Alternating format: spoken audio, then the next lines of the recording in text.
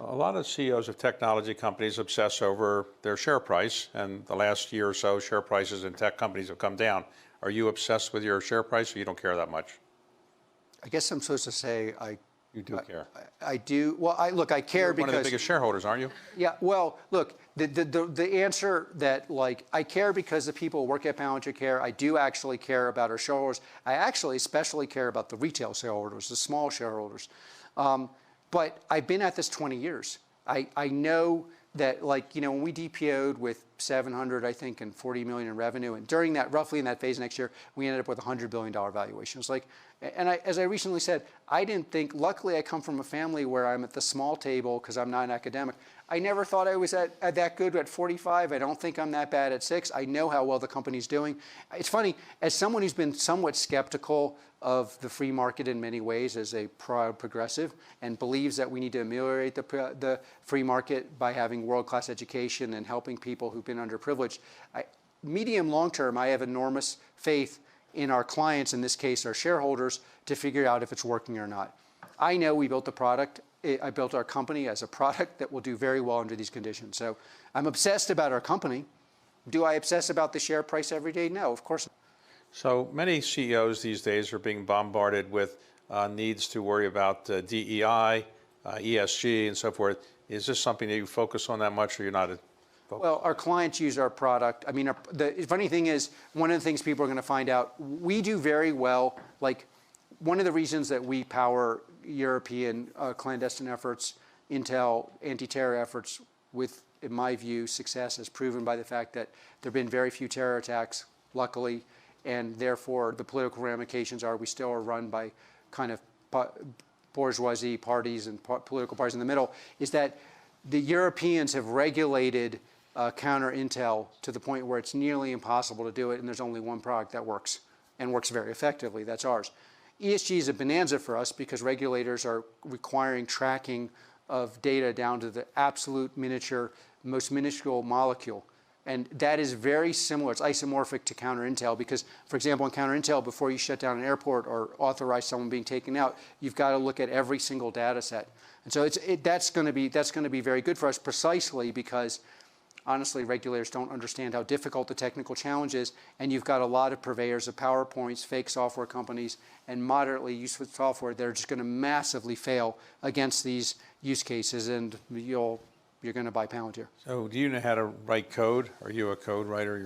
When I co-founded Palantir, I took the introductory class to writing code at Stanford. Somewhat, we have a Stanford rep here. Don't tell them it was, somewhat on the side. But yes, I mean, up to a point. But again, I wouldn't overestimate my role at Palantir. I wouldn't underestimate it. Bringing societally relevant things like PG ended up dominating counter intel. Foundry ended up being the crucial product during the pandemic. The Meta Constellation is the crucial war product in the world. These are societally relevant products built years before you needed them. There are software engineers who will do that, but I feel, in all modesty, the fact that I work well with software engineers but have never aspired to write code like they do is a pretty important symbiotic relationship that it's worked. A software company in Israel developed a product which could tap into anybody's cell phone. And it was said by the Israeli government, you can only sell this to certain entities. And if you sold it to somebody else, that be against the law. Do you have that problem where you can sell things? Whoops. Whoops. I guess I have a problem. Maybe we have a hand microphone. I think your mic is still working. Can you hear him? Is it still? Well, the batteries are out. Well, anyway, Speak loudly. Yeah. Can you sell your product to anybody you want to sell to? Well, again, there are limitations on certain of our products, but we've never even gotten there. We self-regulate to the point. I mean, this was a huge issue with early investors. They were very unhappy when I started telling them, look, it's not a joke. We're not going to sell to China. We're not going to sell to Russia. We're not going to sell to affiliate countries. We are going to, and they're like, well, what about ABC country? And yeah, look, without going to every detail, people wondered, there were people inside Palantir who didn't think we should work with certain countries, and we decided to. But then there's a long list of countries we have not worked with. Right. And in your case, the average person you hire, is he or she a PhD in some kind of technology product or technology skill? In other words, are they coders? Are they PhDs in what? The typical person? Look, the typical person we hire has a college, maybe a master's degree in computer science. Now we'll hire, but I would say 70% of our company is technical, meaning they can write code. But then another 10%, it would be technical at any other company. They don't write code at the standard we need, but they could do graduate level math. So if you take the graduate level math people plus the people who can write code, it's like historically been 85% of our company. So you're running the company, you like it, you don't intend to do anything else for the foreseeable future, not going to the U.S. government or anything like that? Well, I don't know if, like, I partner well with many governments, and especially the U.S. government, maybe partly because no one expects I'm going to ever come be in their role. So I don't think anyone's expecting me to run for office or work. So no. Look, you go ups and downs. Currently, I am very motivated. Look, you know, when you play, again, the heroes in the Ukraine are much more important than us at Palantir. But there's this dialectic, like in Hegel, you master slave, like there's this dialectic where you do this and it's hugely motivating to us and to me. And right now I'm very motivated by what we do. Honestly, I like the success and the impact.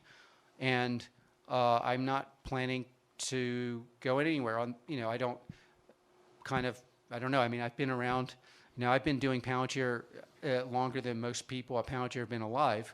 But I'm not planning to really change that until. And you're not going to change your lifestyle. You're not married, no kids. You're just going to keep doing what you're doing that way, right?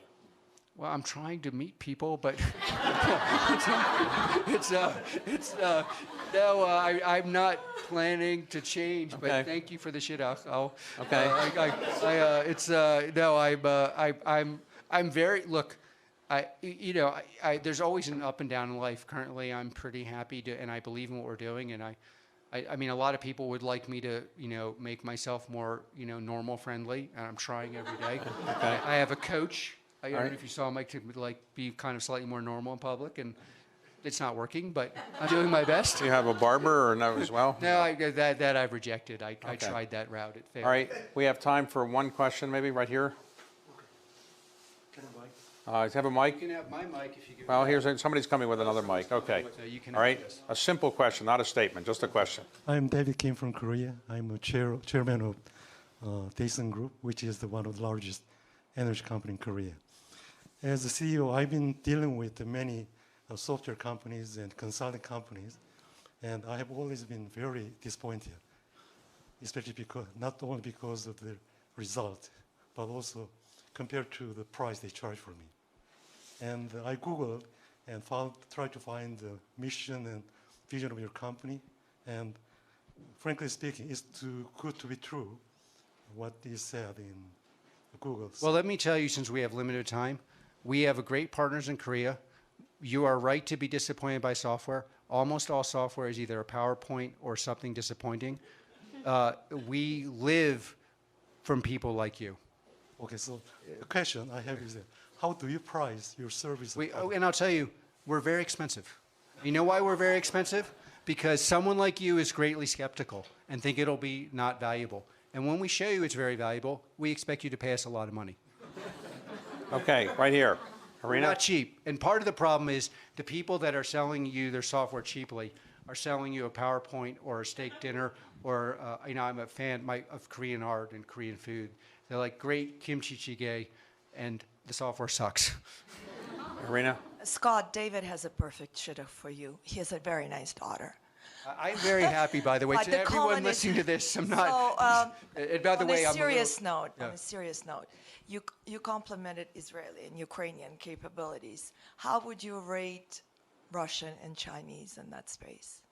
Well, Russia and China, this is the thing.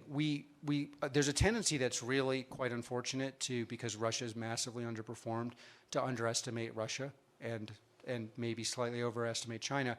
But they're starting from the shock factor.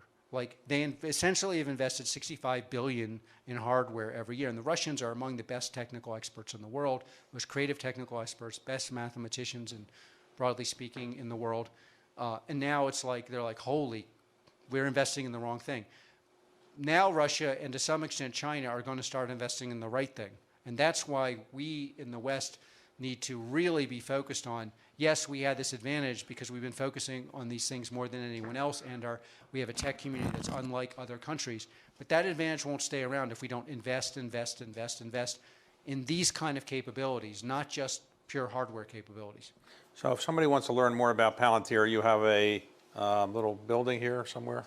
We have a very fine villa here. You can stop by. Okay, and they can stop in and buy your products, right? No, you can stop in, test the products as a skeptic, find out they're transformative, and pay us a lot of money. Okay. All right, I think we're out of time, so thank you very much, Alex, for a great conversation. Thank you all. Thank you very much.